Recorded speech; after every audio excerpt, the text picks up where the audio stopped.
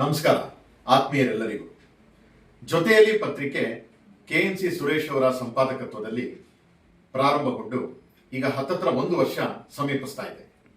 ಈ ಒಂದು ಸಂಭ್ರಮದ ಸವಿ ನೆನಪಿಗಾಗಿ ನಾವು ವಿಚಾರ ಸಂಕಿರಣ ಮತ್ತು ನಟರಾಜ ನಾಟಕ ಪ್ರದರ್ಶನವನ್ನ ಆಗಸ್ಟ್ 8, 2024 ಸಂಜೆ 5 ಗಂಟೆಗೆ ಸರಿಯಾಗಿ ರವೀಂದ್ರ ಕಲಾಕ್ಷೇತ್ರದ ಆವರಣದಲ್ಲಿರತಕ್ಕಂಥ ನಯನ ಸಭಾಂಗಣದಲ್ಲಿ ಆಯೋಜಿಸಿದ್ದೇವೆ.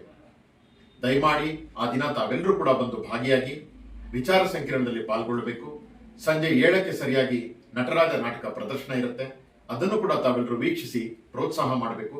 ಮತ್ತು ಆ ದಿನ 4:30ಕ್ಕೆ ನಮ್ಮ ಜೊತೆಯಲ್ಲಿ ಉಪಹಾರಕ್ಕೆ ಭಾಗಿಯಾಗಬೇಕು ಅಂತ ಮತ್ತೊಮ್ಮೆ ನಿಮ್ಮೆಲ್ಲರನ್ನು ಜೊತೆಯಲ್ಲಿ ಪತ್ರಿಕಾ ಬಳಗದ ಪರವಾಗಿ ಹೃತ್ಪೂರ್ವಕವಾದಂತಹ ಸ್ವಾಗತ ಕೋರ್ತಾ ಇದ್ದೇನೆ.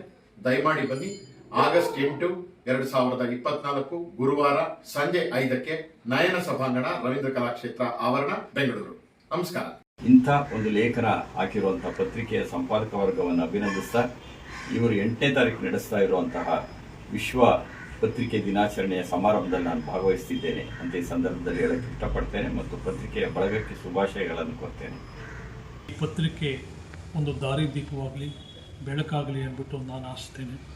ಯಾಕಂದರೆ ಆಮೇಲೆ ನಾನು ಅವರಲ್ಲಿ ವಿನಂತಿಸ್ಕೊಳ್ಳೋದು, ಇಷ್ಟೊಂದು ಒಳ್ಳೆಯ ಕಾಗದವನ್ನು ಹಾಕಿ ಮುದ್ರಿಸೋದು ಬೇಡ. ನ್ಯೂಸ್ ಪ್ರಿಂಟ್ನಲ್ಲೇ ಇನ್ನೂ 1-2 ಪುಟ ಜಾಸ್ತಿ ಆಗೋದು ಇದು ಮಾಡಲಿ ಸಾಕಂದ. ಮತ್ತು ಇದ್ರ ಮೂಲಕ ಬೇರೆ ಬೇರೆ ಹೊಸ ಲೇಖಕರು, ಅವರ ಗುಂಪಿನ ಗೆಳೆಯರೇ ಅವರು ಕೂಡ ಬರವಣಿಗೆಯಲ್ಲಿ ತೊಡಗಲಿ. ಸಂಪಾದಕರು ಮತ್ತು ಉಪಸಂಪಾದಕರು ಅವರೆಲ್ಲ ಜೊತೆಗೆ ಬೇರೆಯವರು ತಯಾರಾಗಲಿ ಅಂದ್ಬಿಟ್ಟು ನಾನು ಈ ಸಂದರ್ಭದಲ್ಲಿ ಆಶಿಸ್ತೇನೆ.